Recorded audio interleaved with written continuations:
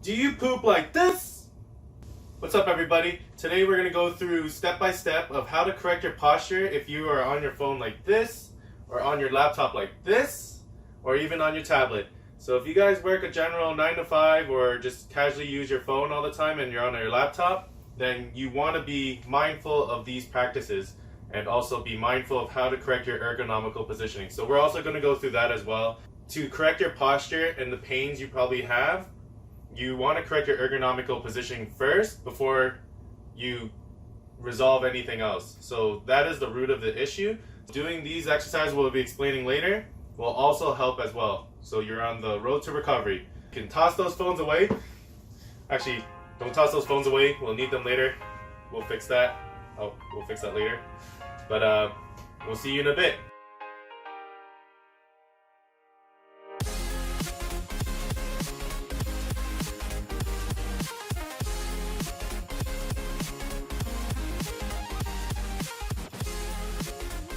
Ergonomics is relating to the design and the comfort and efficiency of your work environment. Ideally, you would want your laptop at least eye level or slightly below, so you do not tilt your head like this and cause that bend in the neck, which ends up creating nerd neck is what they call it.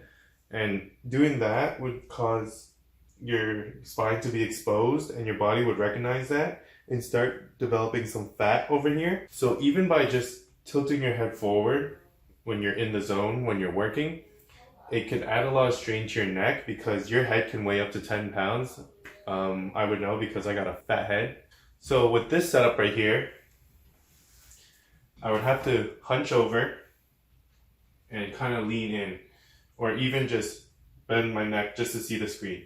So a few things you can do to adjust this is get a Bluetooth mouse and a Bluetooth keyboard and Bluetooth mouse, and something that you can use to support your laptop to bring it to eye level. So now that I have my laptop at eye level, ideally you would want your elbows to be slightly under your shoulders right here while you're working, and you don't want to hunch it over like this over a desk.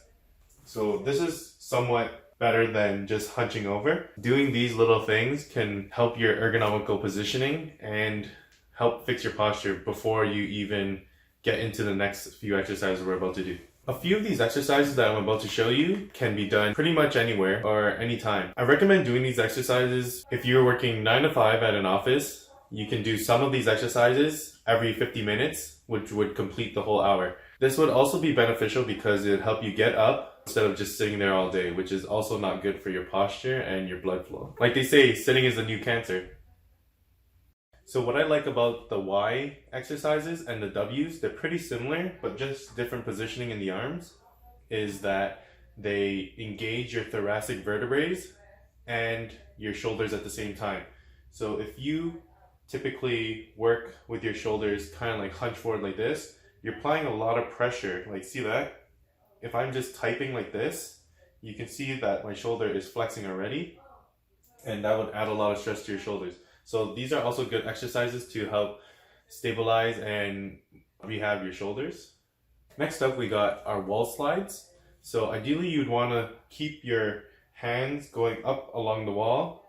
A few of those reps I got my arms off the wall, which is not ideal, but there's an example of how not to do it. So my flexibility is not as great, my back flexibility, so just try to get that motion of engaging that upper back and those shoulders. We also do a chin tuck here. So chin tuck is to activate the inner neck muscles to reverse the damage of the nerd neck. Here we got the Scapula Push-Ups. I really like these exercises. They're also very good for calisthenic workouts, but these ones are good for engaging your upper back muscles, especially your scapula area, and those could also help pull your shoulders slightly back to help correct that posture as well. So our pull downs we have here, we're trying to engage our traps and other small back muscles included. So you can do this with a towel. I have a resistance band here. You can also use a stick, a broomstick, to help you and hold that positioning, and so both arms are doing the same exercise. But if you're using a broomstick or something hard, do not pull through your forehead like I did. So only do that only if you have a resistance band or a towel. So the shoulder rolls we have here, those are very good for just general shoulder mobility and back flexibility. So you can do that almost anywhere. You can use a towel or a broomstick as well. I recommend starting further out for a broomstick, because if you're new to this, then you might not be able to make it. So try not to force it. Make sure you guys are getting the full range of motion there. And once you guys become more advanced, you could roll in, bring your hands closer in as you become more flexible. Push pulls, you can pretty much only do if you have something that has resistance. I have this resistance band here. So you want to pull towards your forehead, chest, or chin, and then slowly negative back out to fully engage those back muscles. As you can see from the push pulls, we're engaging a lot of the upper back muscles, which are key muscle groups that help us correct our posture here. I like to also add row pulls in if I'm doing the push pulls, because I'm already there. It's kind of to help balance out the back muscles with the front as well. So we're doing a bit of front deltoid and slightly a bit of the upper back as well. Cobras are one of the best exercises to help correct your posture, because it's literally doing the opposite of hunching forward and tilting our head forward. For Cobra, you're pulling back and pulling your head also back as well. But like I said, it's always very key to correct your ergonomical positioning first before you do anything else. That